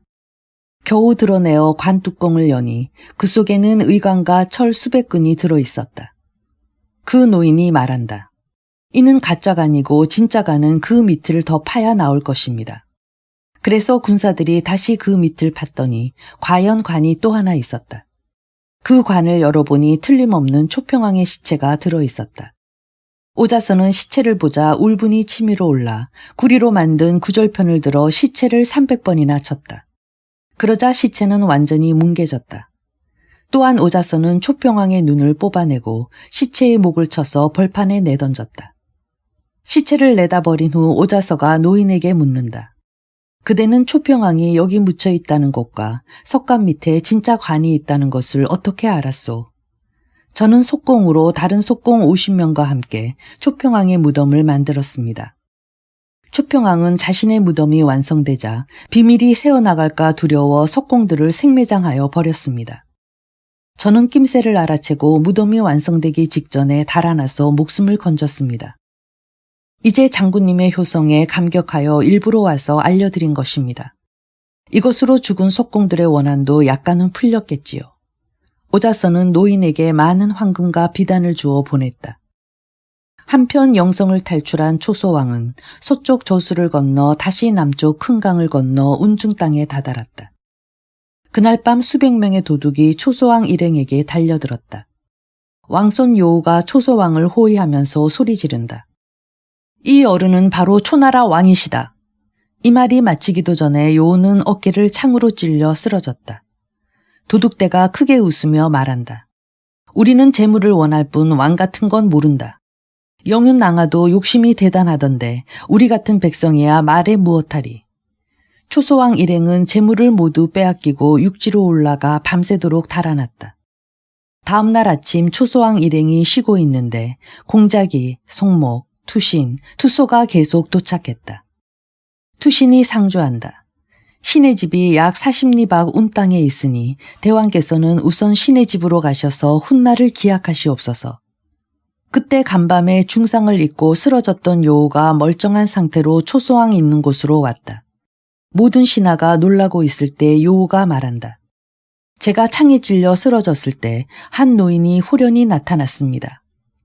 노인은 자기가 옛날 초나라 영윤이었던 손수고라고 하며 머지않아 오군은 물러갈 것이며 초나라 사직은 영원할 것이라고 하였습니다. 그리고는 신의 상처에 약을 발라주고 사라졌습니다. 정신을 차려보니 상처는 깨끗이 나아 있었습니다. 초소왕이 감격하여 말한다. 손수고는 이곳 운중 사람이었소. 충신은 죽어서까지 초나라를 돌보는구려. 식사를 마치고 잠시 쉰 다음 초소왕이 투신에게 말한다. 강에 가서 배를 좀 구해보오. 그래서 투신은 배를 구하기 위해 성열진이란 곳으로 갔으나 모두들 나라를 망친 임금에게는 배를 줄 수 없다고 하며 조소했다. 몇 시간이 지난 후 겨우 입었던 옷을 벗어주고 어부에게 고기잡이 배 한 척을 얻을 수 있었다. 이리하여 초소왕 일행은 가까스로 투신의 집이 있는 운 땅으로 갔다. 투신의 둘째 동생인 투회가 나와 초소왕 일행을 영접했다. 이날 투회는 음식을 대접하며 줄곧 초소왕을 이상한 눈초리로 쳐다보았다. 투신이 초소왕을 모시고 자는데 바깥에서 칼 가는 소리가 들렸다. 이상하게 여기고 밖으로 나가보니 투회가 시퍼런 칼을 들고 막 들어오려는 참이었다. 투신이 놀라서 묻는다. 동생은 그 칼로 뭘 할 생각이오? 초소왕을 시해해야겠소. 어째서 반역할 생각을 하는 것이오? 지난날 아버지께서는 초평왕에게 충성을 다했소. 그러나 초평왕은 비무국의 모략을 고지 듣고 아버지를 죽였으니 이제 그 아들을 죽여 원수를 갚으려 하오. 투신이 동생 투회를 책망한다. 임금은 하늘과 같다. 하늘이 내게 불행을 준다 해서 감히 하늘을 원수로 삼겠느냐. 임금은 나라가 있어야 임금이요. 나라를 잃은 임금은 나의 원수로 밖에는 생각되지 않소. 그 못된 생각을 버리지 않는다면 내가 먼저 너를 죽이겠다. 그제야 투회는 투덜거리며 밖으로 나갔다. 초서왕은 잠결에 이 말을 듣고 주위 신하와 상의하여 북쪽 수나라로 떠났다. 한편 공자선은 노복강을 지키고 있다가 영성이 함락되었다는 소식을 들었다. 그는 백성들까지 나라를 버리고 도망갈까 염려하여 스스로 초소왕이라 자칭하기에 이르렀다. 가짜 초소왕이 된 공자선은 비설 땅에 우선 나라를 세워 피난온 백성들과 함께 살았다. 그 후 공자선은 초소왕이 수나라에 망명했다는 소식을 듣고 백성들에게 초소왕이 지금 수나라에 있는 것을 알리고 자기가 지금까지 가짜 초소왕 노릇을 하였음을 밝혔다. 그리고 자신도 수나라로 떠났다. 한편 오자서는 초소왕을 잡지 못한 것이 원통했다. 오자서가 오왕 합녀에게 상조한다. 초소왕을 잡지 못했으니 아직 초나라를 멸한 것이 아니옵니다. 신이 군사를 이끌고 가서 초소왕을 잡아오겠나이다. 이에 오왕 합녀는 쾌히 승낙했다. 오자서는 군사들과 초소왕의 종적을 찾다가 그가 수나라에 있다는 소식을 들었다. 마침내 오자서는 수후에게 서신을 보내 초소왕을 잡아서 보내달라고 부탁했다. 77. 읍진정감. 오자서는 수나라 남쪽에 둔치고 수후에게 다음과 같은 내용의 서신을 보냈다. 주나라 후손으로서 한천가에 있던 여러 나라는 모두 초에게 점령되었습니다. 이제 하늘이 오나라를 도와 무도한 초를 처벌하게 하시니 군우께선 속히 초소왕을 압송하십시오. 그러면 한양 땅을 기국에 돌려드려 그 은혜를 갚겠나이다. 게다가 우리 왕께서는 군우와 의형제를 맺겠다고 하십니다. 장차 우리 두 나라가 대대로 함께 주왕씨를 섬긴다면 오죽이나 좋겠습니까? 수우는 오자서의 편지를 읽고 초나라 신하들을 불러 의논했다. 초나라 신하 공자기가 청한다. 내 얼굴이 초소왕과 비슷합니다. 그러니 내가 초소왕이 되어 오자서에게 가겠나이다. 이에 수우가 먼저 태사에게 점을 초보게 하니 다음과 같은 점괘를 뽑아 바쳤다. 평평하면 기울어지고 가는 것은 반드시 돌아온다. 옛 정을 잊지 말며 새로운 정을 맺지 말라. 서쪽 이웃은 범이요 동쪽 이웃은 고기로다. 수우가 이 점괘를 보고 말한다. 초나라는 우리와 옛부터 친한 나라이며 오나라는 새로이 동맹을 맺으려는 나라다. 초는 서쪽에 있으며 오는 동쪽에 있다. 하늘이 이렇듯 자세히 일러주거늘 내 무엇을 주저하리요. 수우가 신하 한 사람을 불러 분부한다. 그대는 즉시 오자서에게 가서 우리 수나라는 대대로 초나라와 동맹을 맺은 나라이기에 도망쳐 온 초소왕을 받아들였지만 그는 곧 우리나라를 떠나 다른 나라로 가버렸다라고 전하여라. 수나라 신하가 오군에게 가서 수의 말을 전하자 오자서가 홀로 생각한다. 초소왕이 수나라에 없다면 어디로 갔을까? 낭화가 정나라로 달아났으니 필경 초소왕도 그곳으로 갔으리라. 전날 정나라는 태자건을 죽였다. 이 기회에 초소왕도 죽이고 태자건의 원수도 갚아야겠다. 오자서는 즉시 군사를 영솔하고 정나라를 침범하여 성을 포위했다. 이때 정나라는 현신인 6일이 이미 죽은 후였다. 정종공은 오군의 공격을 받고 크게 놀라 이 모든 책임을 망명와 있는 낭화에게로 돌렸다. 이에 낭화가 스스로 목숨을 끊자 정나라는 오군에게 그 시체를 내주며 초소왕은 오지 않았다고 설명했다. 그러나 오군은 철군하지 않고 기어이 태자건의 원수를 갚기 위해 정나라를 멸하려 했다. 이에 정정공은 궁여지책으로 오군을 물리치는 자가 있으면 그 사람과 나라를 나누어 다스리겠다는 영을 전국에 내렸다. 이런 방문이 각처에 나붙은 지 사흘째 되는 날 마침 피난차 정나라에 와 있던 악저땅 어장인의 아들이 궁으로 들어왔다. 어장인의 아들이 정종공을 아련하고 말한다. 제가 능히 오군을 물리치겠나이다. 오군과 대적하려면 얼마의 군사와 병거가 필요하오. 아무것도 필요치 않습니다. 단지 신에게 배젓는 노 하나만 주시옵소서. 신이 노래를 부르면 오군은 곧 철군할 것이옵니다. 정종공은 이 말을 도저히 믿을 수 없었지만 달리 뾰족한 수가 없어 노를 내주었다. 이에 어장인의 아들은 즉시 성을 빠져나가 오군이 둔치고 있는 곳으로 갔다. 어장인의 아들이 노를 두드리며 노래한다. 갈대 속의 사람아, 갈대 속의 사람아. 허리에는 칠성문이 적혀진 보검을 찾네. 그대는 지난 날을 잊었는가. 강을 건넌 후 보리밥과 생선국으로 허기진 배를 채웠도다. 오나라 군사들은 즉시 노래 부르는 어장인을 결박지어 오자서 앞으로 끌고 갔다. 오자서가 그 노래를 듣고 황급히 묻는다. 그대는 누구요? 장군께서는 내가 들고 있는 이 노를 보십시오. 나는 악저땅 어장인의 아들입니다. 오자서가 반가이 그의 손을 잡고 묻는다. 그대 부친은 나로 인해 세상을 떠났소. 내 항상 그 은혜를 갚고자 했는데 갚을 길이 없어 한스러웠소. 이제야 하늘이 나를 도와 그대를 만났구려. 그대는 필시 할 말이 있어 나를 찾아왔을 것인즉 어서 말해보. 지금 정나라는 장군을 매우 두려워하고 있습니다. 지난날 선친께서 장군을 구해주신 일을 생각하사 부디 정나라를 용서해 주십시오. 오자서가 하늘을 쳐다보며 탄식한다. 나에게 오늘이 있는 것도 다 지난날 어장인이 나를 배에 태워준 덕택이다. 하늘이 나를 굽어보고 있는데 내 어찌 그 은혜를 잊으리요. 오자서는 즉시 명을 내려 포위를 풀고 정성을 떠나갔다. 어장인의 아들이 궁으로 돌아가 경과를 보고하자 정종공은 크게 기뻐하며 그에게 사방 100리의 땅을 주었다. 그 후 정나라 백성들은 어장인의 아들을 어대부라고 불렀다. 한편 정성의 포위를 풀고 초나라 국경지대로 돌아간 오자서는 사방으로 초소왕의 행방을 수소문했다.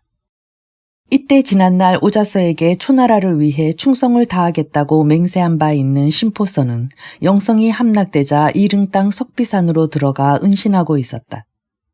심포서는 오자서가 초평왕의 무덤을 파헤치고 다시 초소왕까지 잡으려 한다는 소문을 듣고 즉시 사람을 시켜 오자서에게 서신을 보냈다. 그대는 본시 초평왕을 섬긴 신하였다. 그런데 이제 지난날 자신이 섬겼던 왕의 무덤을 파헤쳐 그 시체에 형벌을 내리니 아무리 원수를 갚는다 할지라도 너무 심하지 않은가. 그대는 속히 군사를 거느리고 돌아가라. 나 심포서는 지난날 그대에게 언약한 대로 초나라를 다시 일으키기 위해 목숨까지 바칠 생각이다. 오자서가 이 서신을 읽고 심포서가 보낸 사람에게 말한다. 그대는 돌아가서 심포서에게 나의 말을 전하라. 나는 충과효를 같이 할 수는 없는 팔자다. 비록 하늘의 도리에 맞지 않는다고 욕할지라도 나는 기어이 역행할 수밖에 없다. 심포서의 사자는 즉시 석비산으로 돌아가 오자서의 말을 전했다. 심포서가 홀로 생각한다. 오자서는 초나라를 멸망시킬 생각이다. 내 가만히 앉아 나라가 멸하는 것을 지켜볼 순 없다. 심포서는 초평왕의 부인이 진해공의 딸임을 생각해냈다. 즉 초소왕이 바로 진해공의 외손자인지라 진나라에 도움을 청하는 수밖에 없다고 생각했다. 이에 심포서는 밤낮 없이 발길을 재촉하여 마침내 진나라 도성 옹주에 도착했다. 심포서가 진해공을 아련하고 말한다. 오나라의 탐심은 돼지와 같고 도끼는 뱀과도 같사옵니다. 오나라는 장차 천하패권을 차지할 생각으로 우선 우리 초나라에 쳐들어왔나이다. 군우의 외손자이신 우리 왕께서는 사직을 읽고 지금 초야에 응거하고 계십니다. 청컨대 군우께서는 우리 초나라를 동정하사 부디 군사를 일으켜 오군을 무찔러 주십시오. 진해공이 단호히 거절한다. 우리 진나라는 병력이 쇠약해져 이 나라를 지키는 것도 힘에 부치거늘 어찌 남까지 도와줄 여유가 있겠소. 심포서가 간곡히 청한다. 우리 초와 진은 서로 국경이 인접해 있나이다. 하온즉 오군은 초를 멸망시킨 다음 반드시 진으로 쳐들어올 것이옵니다. 군우께서 초나라를 도와주는 것이 바로 진나라를 안전하게 지키는 길입니다. 만약 이번에 우리 초나라를 구원해 주신다면 대대로 진나라를 섬기며 충성하겠나이다. 그러나 진해공은 마음을 돌리지 않았다. 그대는 역간으로 물러가 노독을 푸시오. 그동안 과인은 백간을 소집하여 이 문제를 의논하겠소. 진해공은 끝까지 허락하지 않고 내궁으로 들어가 버렸다. 이에 심포서는 궁전뜰락에 서서 7일 동안 식음을 전폐하고 울기만 했다. 진해공이 이 소식을 전해 듣고 크게 감탄한다. 초나라에 저와 같은 어진 신하가 있는데도 오나라가 침략하니 하물며 어진 신하를 거느리지 못한 과인의 나라야 말해 무엇하리요. 진해공은 생각을 받고 신하에게 싸움터에 가지고 갈 정기를 가져오게 하여 그 기에다 무의지시란 글을 썼다. 어찌 옷이 없을 소냐. 그대와 함께 도포를 잇겠노라. 내 군대를 출동시켜 그대와 함께 원수를 치겠노라. 심포서는 진해공으로부터 이 정기를 전해받고는 머리를 조아려 거듭 치사한 다음 비로소 음식을 들었다. 진해공은 대장인 공자포, 공자호를 불러 병고 500승을 내주고 심포서를 따라가 초나라를 구원하라고 명했다. 심포서가 공자포와 공자호에게 말한다. 지금 초소왕은 수나라에 계시면서 구원병이 오기만을 애타게 기다리십니다. 내가 한 걸음 먼저 수나라에 가서 대왕께 이 사실을 고하겠으니 장군께서는 상곡 땅을 거쳐 동쪽으로 행군하십시오. 5일 만에 양양 땅에 도착할 것이며 그곳에서 남쪽을 향해 내려가면 곧 형문 땅에 도착할 수 있습니다.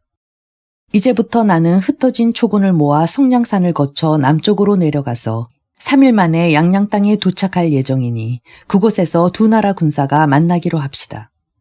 지금 오군은 승리의 기쁨에 도취되어 방비가 소홀할 것이며 또 고국을 떠난 지 오래되어 고향 생각이 간절할 것입니다.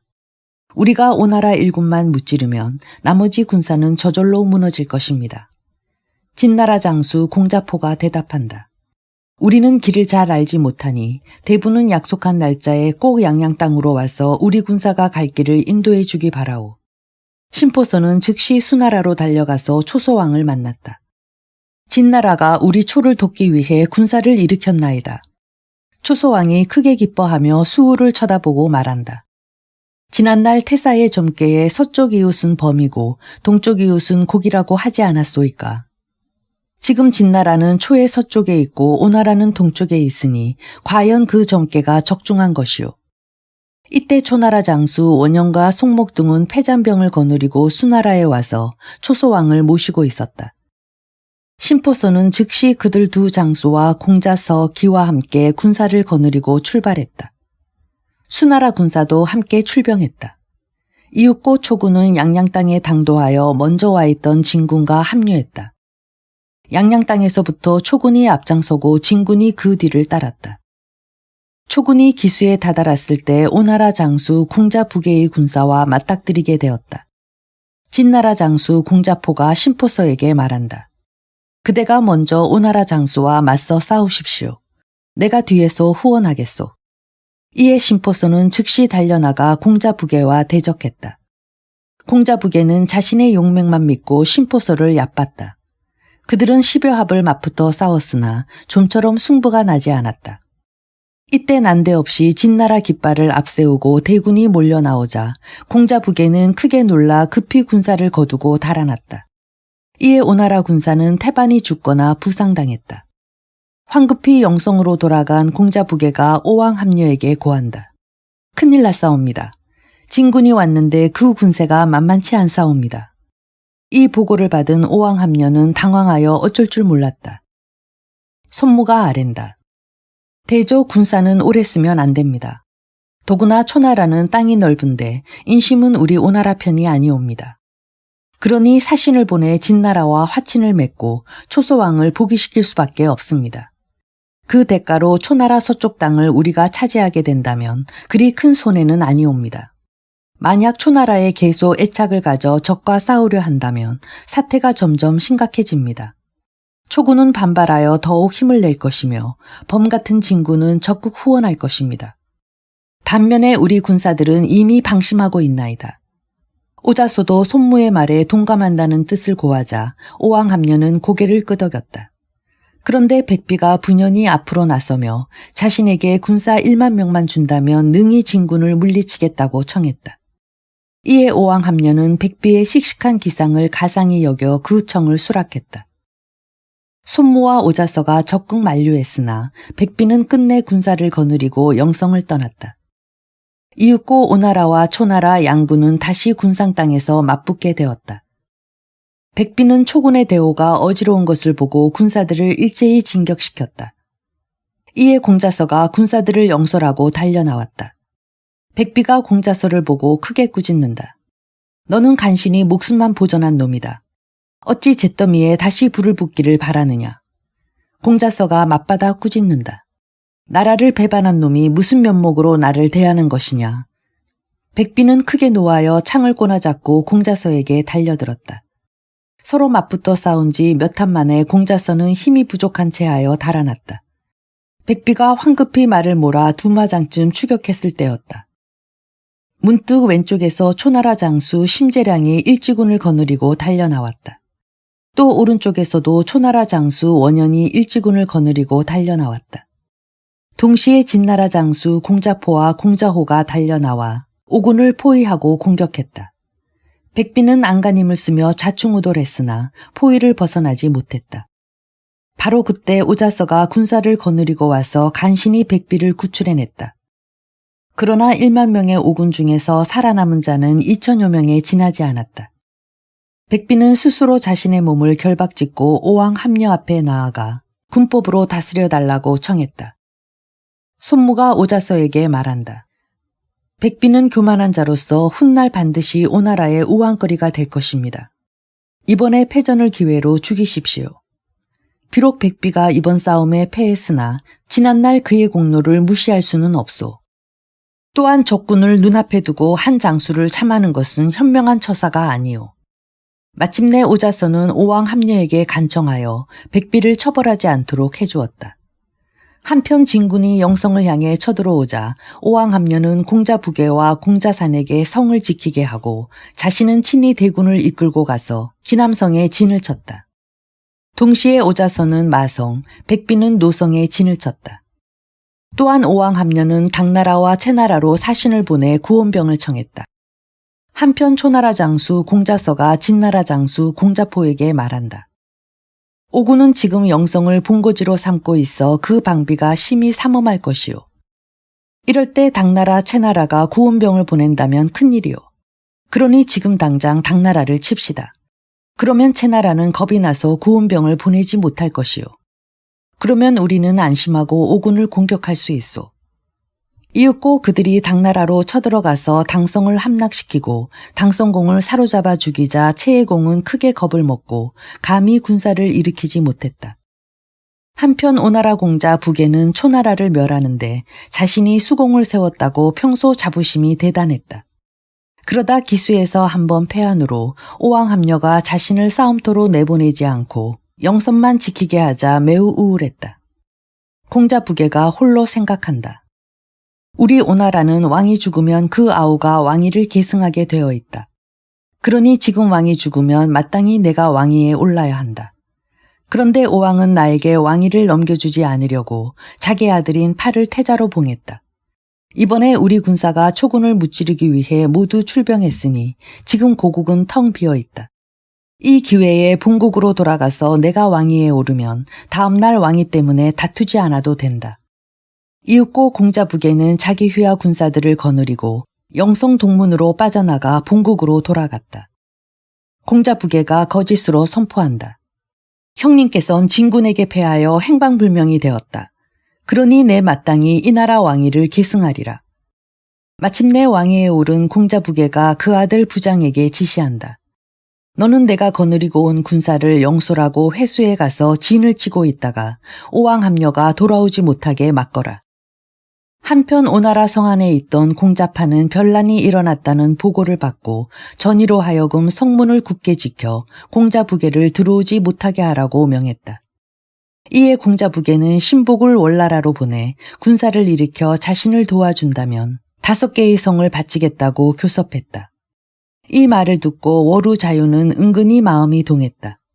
한편 오왕합녀는 진군이 당나라를 쳐서 멸망시켰다는 보고를 받고 크게 놀랐다. 오왕합녀가 모든 장소와 함께 앞일을 의논하고 있을 때 영성에서 공자산이 급히 달려와 고한다. 무슨 까닭인지 공자북에가 휘하 군사들을 거느리고 몰래 귀국했습니다. 오자서가 대뜸 공자북에가 돌아간 것은 필시 반역하기 위해서라고 아뢰자 오왕합녀가 묻는다. 이 일을 어찌하면 좋겠소? 오자서가 대답한다. 공자북에는 그다지 염려할 만한 위인이 아닙니다. 단지 월나라가 이 기회에 군사를 일으키지 않을까 걱정이오니 대왕께서는 속히 귀국하여 내란을 진압하십시오. 이에 오왕합녀는 손모와 오자서에게 영성을 지키게 하고 자신은 백비를 데리고 배를 타고 강물을 따라 내려갔다. 오왕합녀가 한수를 건넜을 때였다. 태자파가 보낸 사람이 급히 달려와 오왕합녀에게 고한다. 공자북에가 반역하여 스스로 왕이라 칭하고 월나라와 내통에 싸웁니다. 지금 월군이 우리 오나라 도읍으로 육박해오고 있나이다. 오왕합녀는 크게 놀라 급히 영성으로 사람을 보내 손모와 오자서를 소환하게 했다. 오왕합녀가 강변을 따라 급히 본국으로 돌아가며 백성들에게 선포한다. 북해를 따라 먼저 귀국한 군사들은 즉시 과인에게 돌아오라. 지체 없이 오는 자는 처벌하지 않겠으나 만약 늦게 오면 가차 없이 참할 것이다. 이에 회수에 둔치고 있던 군사들은 모두 오왕합녀를 영접하기 위해 달아났다. 군사를 잃은 공자북에의 아들 부장은 홀로 곡양 땅으로 돌아갔다. 공자북에는 강제로 백성들을 모아 갑옷을 입혔으나 젊은 장정들은 오왕합녀의 건재함을 듣고는 모두 달아났다. 공자북에는 어쩔 수 없이 직접 거느리던 군사들만 데리고 오왕합녀와 싸우기 위해 나아갔다. 오왕합녀는 군사를 거느리고 오는 공자북에와 도중에서 만났다. 내 평소 너를 총애했건을 어찌 반역한 것이냐. 공자북에가 큰 소리로 반문한다. 내가 요를 시해한 것은 반역이 아니더냐. 오왕합녀가 크게 노하여 백비에게 공자북에를 사로잡으라고 명했다. 백비가 즉시 달려나가 공자북에와 몇 합을 겨뤘을 때 오왕합녀가 대군을 이끌고 후원했다. 결국 공자북에는 많은 군사를 당적할 수 없어 크게 패하고 달아나 버렸다. 부장은 강가에 있다가 도망온 아버지를 배에 태우고 송나라로 달아났다. 오왕합녀는 친히 백성들을 위로한 다음 성으로 들어가서 장차 월군을 물리칠 계책을 상의했다. 한편 오자소와 손무는 오왕합녀로부터 급히 본국으로 돌아오라는 명을 받고 장차 회군할 일을 상의하고 있었다. 이때 초나라 군사가 심포소에 서신을 가지고 왔다. 그 내용은 다음과 같다. 그대는 영성을 점령했지만 아직 초나라를 멸한 것은 아니다. 그대가 지난날 망명 갈 때 초나라를 반드시 멸망시킬 것이다. 라고 내게 말했었다. 그래서 나는 초나라를 위해 전력을 기울일 것이다. 라고 대답했다. 결국 우리는 각기 소신대로 해온 것이다. 그러면서도 우리는 서로 미워하지 않았다. 그대는 오나라를 위해 더 이상 힘쓰지 말라. 나도 더 이상 진나라의 도움을 빌고 싶지 않다. 오자서가 이 서신을 손무에게 보이며 말한다. 이번에 우리 오군은 초나라로 쳐들어와 종묘를 불사르고 초평왕의 시체를 파헤쳐 형벌을 가했소. 이렇듯 통쾌하게 원수를 갚기도 힘든 일이요. 우리가 진군에게 졌다고는 하지만 그리 큰 손실은 없었소. 병법에도 가망이 있을 때는 나아가고 그렇지 못할 땐 물러가라고 했소. 지금 초구는 우리의 형편을 모르는 모양이요. 그러니 속히 회곤합시다. 손무가 대답한다. 이대로 회곤한다면 이는 오나라의 수치입니다. 어째서 초나라 공자승을 내세우지 않소. 오자서는 손무의 말뜻을 알아듣고 즉시 답서를 썼다. 지난날 초평왕은 무고한 태자건을 추방하고 무고한 신하를 죽였다. 나는 그때의 분을 서력하기 위해 지금과 같은 행동을 하기에 이르렀다. 지난날 제왕공은 형나라를 존속시켰으며 위나라를 멸하지는 않았다. 또한 진목공은 3번이나 진나라 군의를 정해주고도 그 용토를 탐하지 않았다. 그래서 오늘날까지 제왕공과 진목공에 대한 칭송이 높다. 죽은 태자건의 아들 공자승은 지금 오나라에서 방랑하고 있다.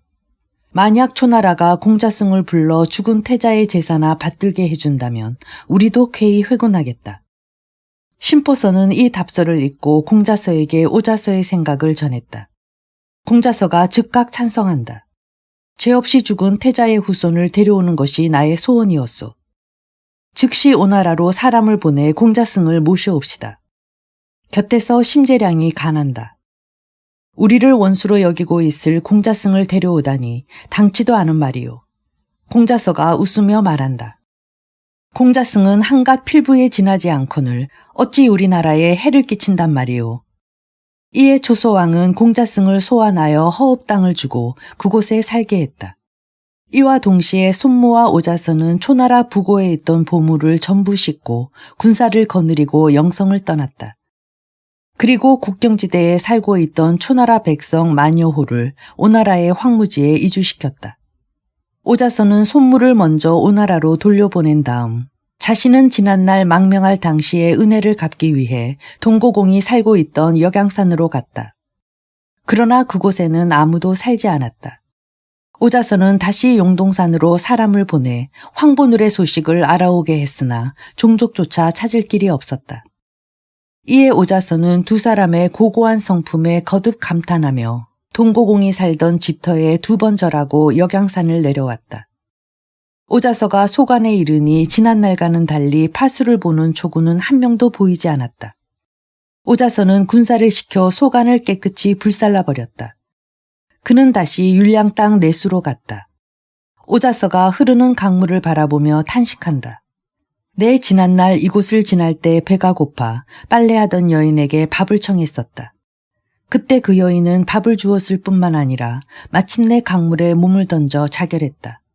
그래서 내가 바위에 글을 지어 새겨두었는데 아직도 있을지 모르겠구나. 오자서가 군사를 시켜 흙을 벗기게 하니 아직도 바위에 글자가 완연히 남아 있었다. 오자서는 천금을 주어 빨래하던 여인의 은혜를 갚으려 했으나 집을 찾을 수가 없었다. 오자서가 천금을 내수에 던지며 말한다.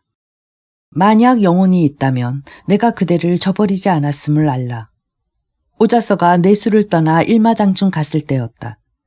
한 노파가 지나가는 오군을 보더니 길거리에 주저앉아 통곡했다. 군사들이 슬피 통곡하는 연유를 묻자 노파가 대답한다. 나는 팔자가 기구하여 따라 나와 단둘이 살았다오. 내 딸은 나이 30이 넘도록 출가를 하지 않았는데 어느 날 공공한 군자에게 밥을 대접하고 이 사실이 알려질까 두려워 내수에 빠져 죽었다오. 그 후에 들으니 그때의 군자가 바로 초나라의 망신 오자서 장군이라 합디다. 내 듣자니 이번 싸움에 오자서 장군이 나가서 승전하고 돌아온다는데 내 딸은 이처럼 반가운 소식도 듣지 못하고 죽었으니 내 어찌 원통하지 않겠소. 군사가 노파를 위로한다. 우리들의 대장이 바로 오자서 장군입니다. 이번에 지난날의 은혜를 갚고자 이곳까지 왔으나 집을 찾을 수 없어 내수에 천금을 던졌으니 건져가시오. 이에 노파는 내수에 가서 천금을 건져가지고 돌아갔다. 이후로 사람들은 그 내수를 투금내라고 불렀다. 올나라 군우 자유는 손무와 오자서가 귀국했다는 보고를 받고 즉시 오성을 치러 간 군사들을 소환했다. 그는 손무의 용병술이 뛰어나다는 것을 잘 알고 있었던 것이다. 군사를 소환한 워루 자유는 이제부터 오나라는 우리 월나라의 적이다 라고 말하며 스스로 왕이라 칭했다. 오왕합려는 이번 초나라를 물리친 1등 공신으로 손무를 꼽았다. 그러나 손무는 모든 벼슬을 마다하고 굳이 산으로 돌아가려 했다. 이에 오왕합려는 오자서에게 손무를 만류하게 했으나 그는 여전히 뜻을 굽히지 않았다. 손무가 오자서에게 말한다. 그대는 하늘의 이치를 아십니까? 여름이 가면 겨울이 오고 봄이 오면 가을이 옵니다. 지금 왕은 오나라의 강함만 믿고 있으며 장차 우환이 없어지면 반드시 교만해질 것입니다. 공을 세우고 물러서지 않으면 불행해집니다. 나는 나 자신만을 위함이 아니라 그대와 함께 목숨을 부지하려는 것입니다. 오자서는 계속 손무를 붙들었으나 그는 미련 없이 떠나버렸다. 이에 오왕합류는 손무에게 많은 황금과 비단을 하사했다. 그러나 손무는 산으로 돌아가는 도중 빈곤한 백성들에게 그 황금과 비단을 모두 나눠주었다. 그 후 손무의 행방을 아는 자는 하나도 없었다. 그 후 오왕합류는 오자서를 상국으로 삼고 백비를 태제로 삼아 함께 정사를 보살피게 했다. 그리고 창문을 파초문이라 명칭을 고치고 또 남쪽 경계에 돌을 쌓고 문을 만들어 월나라 군사를 막게 했다. 오왕합려는 그 성의 명칭을 성문관이라 지었다. 한편 월나라 대부 범내도 오나라 군사를 막기 위해 절강 어귀에 커다란 성을 쌓고 그 성을 고릉이라 명명했다. 이때가 바로 주경왕 15년이다. 초나라 공자기와 공자서는 영성으로 돌아왔다. 그들은 여기저기 흩어져 있는 초평왕의 뼈를 거두어 장사 지낸 후 다시 종묘를 짓고 사직단을 쌓았다. 한편 심포서는 초소왕을 모셔오기 위해 수군을 거느리고 수나라로 갔다. 이에 초소왕은 수후와 더불어 국계 동맹을 맺고 수나라를 떠났다. 초소왕을 태운 배가 대강 중류에 이르렀을 때였다. 초소왕은 배 난간에 몸을 기대고 지난날 고생하던 일을 회상하며 사방의 경치를 둘러보았다. 이때 무리에 크기가 말만한 선홍색 물건이 떠올랐다. 초소왕은 사람을 시켜 그 이상한 물건을 건지게 한 다음 좌우의 이름을 물어보았다. 그러나 그것을 아는 신하는 하나도 없었다. 초소왕은 칼로 그 물건을 2 조각으로 잘랐다. 그 속은 참외와 비슷한데 맛이 매우 좋았다. 초소왕이 좌우 신하에게 그 과일을 나눠주며 말한다. 이 과일의 이름은 아마 학자에게 물어야 알 수 있을 것이요. 어느덧 배는 운중 땅에 당도했다. 초소왕이 배에서 내려 좌우를 돌아보며 탄식한다. 과인이 전날 이곳에서 도적을 만난 일이 있어. 투시는 인부를 모아 이곳에 조그만 성을 쌓으시오. 그러면 길 가는 나그네들에게 편리할 것이오. 이에 투시는 운중 땅과 몽땅 사이에 성을 쌓았다. 한편 공자기와 공자서는 영성에서 50리를 나와 초소왕을 영접했다. 모든 신하는 서로 위로하며 영성으로 향했다. 영성이 가까워질수록 길가와 들에는 백골이 무수히 널려 있었다. 영성 안으로 들어가니 궁궐은 반쯤 무너져 있었다. 초소왕은 궁으로 들어가 모친인 배경에게로 가서 서로 부둥켜 안고 울었다. 초소왕이 말한다. 불행히도 이처럼 큰 변을 당했습니다. 종묘사직은 불타버렸으며 부왕께서 능묘에서 끌려나와 큰 욕을 보셨습니다. 이 원한을 언제나 갚을 수 있을지 가슴이 무너지는 것 같습니다. 배경이 대답한다. 이제 왕위에 돌아왔으니 우선 상벌을 밝히고 백성들을 위로하고 안정시켜야 하오. 그런 연후에 국력을 기워 치욕을 설분하도록 하오. 초소왕은 모친의 가르침을 받고 제배하고 물러나왔다. 다음날 초소왕은 새로 지은 종묘사직에 제사를 지내고 새로 장사 지낸 초평왕의 능묘에 참배하고 돌아왔다. 초소왕이 정전에 앉아 문무백관을 굽어보며 말한다. 과인은 간신을 등용했기 때문에 자칫 나라를 망칠 뻔했소. 이번에 나라를 되찾게 된 것은 과인의 죄를 덮어준 경들의 공인가 하오.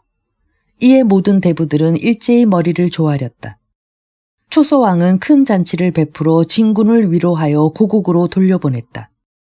다시 초소왕은 농공 행상을 했다. 공자서를 영윤으로 삼고 공자기를 좌윤으로 삼았다. 그리고 이번에 진군을 청해온 심포서를 우윤으로 임명했다. 그러나 심포소는 굳이 벼슬을 사양하고 그날 밤에 가소를 데리고 영성을 떠났다. 심포소의 아내가 끌려가며 묻는다. 장부께서 진군을 데려와서 잃었던 초나라를 다시 찾았습니다. 그러니 상을 받아 마땅하거늘 무엇 때문에 도망치는 것입니까? 심포소가 대답한다. 지난날 오자서가 나에게 초나라를 멸하겠다고 했으나 나는 친구 간의 의리를 지키기 위해 그 말을 누설하지 않았소. 그런즉 초나라가 이번에 공격을 받은 것은 나의 죄인데 어찌 작은 공을 내세워 상을 받을 수 있겠소. 마침내 심포서는 처자와 함께 깊은 산속으로 들어가 그곳에서 일생을 마쳤다. 한편 초소왕은 왕손 요우를 우연으로 삼고 심재량, 종건, 송목, 두신, 투소, 원현 등에게도 관직을 올리고 많은 땅을 주었다. 초소왕은 운읍 땅에서 자신을 죽이려 했던 투웨에게도 상을 주려고 했다. 공자신이 초소왕에게 묻는다. 투웨는 지난날 대왕을 죽이려 했던 놈입니다. 그런데 벌을 주기는커녕 어찌 상을 주시려는 것이옵니까? 초소왕이 웃으며 대답한다. 그는 자기 아버지의 원수를 갚으려고 칼을 뽑은 것이요. 그런 효자가 어찌 충신이 될 수 없겠소. 결국 초소왕은 투웨를 영성으로 불러 대부벼슬을 제수했다.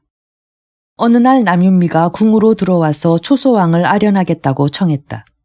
초소왕이 홀로 생각한다. 그렇잖아도 사람을 풀어 그놈을 잡으려던 참인데 제발로 잘 왔도다. 그놈이 처자를 배에 태우고 성구 앞을 지나칠 때 투신이 왕이 여기 계시니 배를 대라고 말했건만 도리어 오만불손한 말을 내뱉고 지나쳐버렸다. 이제 와서 뻔뻔스레 나를 만나겠다고 찾아왔으니 당장 그놈을 참아리라. 초소왕이 신하에게 명령한다. 과인을 배반한 놈이 무슨 면목으로 왔느냐 라고 나가서 전하여라. 잠시 후 그 신하가 들어와서 고한다. 대왕의 말씀을 전했더니 남윤미는 대왕께서는 어찌하여 덕을 버리고 원망만 샀던 영윤낭하를 본받고자 하십니까? 지난날 신이 배를 타고 대왕 앞을 그대로 지나친 것은 대왕을 각성시키기 위해서입니다. 지금도 신은 벼슬자리가 욕심나서 이곳에 온 것은 아닙니다. 단지 대왕께서 지난날을 뉘우치고 모든 것을 깨달으셨나 알아보기 위해 온 것입니다. 그런데 대왕께서는 잠시나마 나라를 잃었던 잘못은 조금도 반성하지 않고 신의 죄만 기억하고 계십니다. 지금 신은 죽음을 조금도 두려워하지 않습니다. 그러나 초나라 종묘사직이 염려될 뿐입니다. 라고 대답했사옵니다. 이 말에 초소왕은 크게 깨닫는 바가 있어 남윤미를 불러들였다. 그리고 그를 전처럼 대부로 삼았다. 이에 모든 신하는 초소왕의 관대한 아량과 덕을 크게 칭송했다. 지난날 오왕 합류에게 희롱당한 초소왕의 부인은 남편을 대할 면목이 없어 목을 메고 자결했다. 한편 월왕 자유는 초소왕이 나라를 되찾았다는 말을 듣고 크게 기뻐하며 신하에게 분부한다. 그대는 초소왕에게 가서 과인의 축하하는 말을 전하여라. 그리고 초소왕의 부인이 자결했다 하니 과인의 딸을 바치고 싶은데 과연 그 뜻이 어떠한지도 알아오너라. 월나라 사신은 즉시 초나라로 가서 월왕의 뜻을 전했다. 이에 초소왕은 월왕 자윤의 딸 월이를 계실로 맞아들였다. 초소왕은 지난날 자기와 시종 함께 피난하며 고생했던 여동생 개미에게 좋은 배필을 구해주려고 생각했다. 초소왕이 개미에게 말한다. 너도 이젠 출가해야 하지 않겠느냐. 여자는 외간 남자와 가까이 할 수 없는 법인데도 저는 도적을 피하여 운중 땅에서 종곤의 등에 업혔습니다. 그러니 저는 종곤에게 출가할 수밖에 없습니다. 이에 초소왕은 개미를 종곤에게 출가시켰다. 그리고 종곤을 사학대부로 삼았다. 한편 공자씨는 오군이 영성에 오래 머물러 있어 그 지형을 사사치 파악하고 갔기 때문에 약당으로 도읍을 옮겼다. 그리고 새 도읍지인 약당에다 종묘사직을 세우고 궁궐을 짓고 그 이름을 신영이라 명명했다. 신영으로 도읍을 옮긴 초소왕은 궁궐에서 큰 잔치를 베풀고 모든 대부들과 더불어 술을 마시며 즐겼다. 악사호자가 홀로 생각한다. 왕이 오늘날의 즐거움만 알고 지난날의 고난을 잊는다면 다시 초평왕과 같은 전철을 밟을 것이다. 이에 악사호자가 검은고를 안고 국육지곡이란 곡을 탄주하자 초소왕은 지난날의 괴로움이 다시 생각나 하염없이 눈물을 흘리며 잔치를 파하게 했다. 이튿날부터 초소왕은 형보를 죽이고 세금을 감하고 선비를 양성하고 군사를 훈련시키도록 하루 종일 재반사를 지시하는 데 골몰했다. 한편 오왕합녀의 아우 공자북에는 초소왕이 지난날의 잘못으로 감정을 품지 않는 너그럽고 덕있는 인물이라는 말을 듣고 망명 중인 송나라를 떠나 초나라로 갔다. 과연 초소왕은 지난날의 적장 공자북에를 벌하지 않고 그에게 단계 땅을 내주었다. 이리하여 공자북에는 초나라에 살면서 단계씨가 되었다. 공자씨는 당나라와 채나라가 지난날 오군과 연합하여 초나라로 쳐들어왔던 사실을 기억하고 있었다. 그러나 당나라는 이미 멸망했으므로 공자서는 채나라를 쳐서 지난날의 원한을 갚자고 초소왕에게 청했다. 초소왕이 단호히 거절한다. 이제야 간신히 나라가 안정되었거늘 어찌 군사를 일으켜 다시 백성을 괴롭히겠소. 춘추전에 보면 초소왕에 대한 다음과 같은 기록이 있다. 초소왕은 제위 10년에 피난을 갔다가 그 이듬해 다시 나라를 찾았다. 20년에 비로소 군사를 일으켜 돈나라를 멸망시키고 그 군우 자장을 사로잡아왔다. 21년에 호나라를 멸망시키고 그 군우 자표를 사로잡아왔다. 이리하여 진나라가 초나라를 칠 때마다 군사를 일으켜 가담했던 돈과 호 두 나라에 대한 원수를 갚은 것이다. 22년에 다시 군사를 일으켜 지난날 오나라 군사와 함께 영성으로 쳐들어왔던 채나라를 문책했다. 이에 채소공은 곧 항복했다. 초소왕은 채나라에 강땅과 엿땅 사이로 나라를 옮기라는 분부를 내렸다. 즉 초소왕은 10년간이나 병력을 기른 연후에 이렇듯 커다란 공을 세웠다. 잡노란 보공과 강물 위로 떠오른 이상한 과일 등은 모두 초나라의 부흥을 예언한 상스러운 징조였다.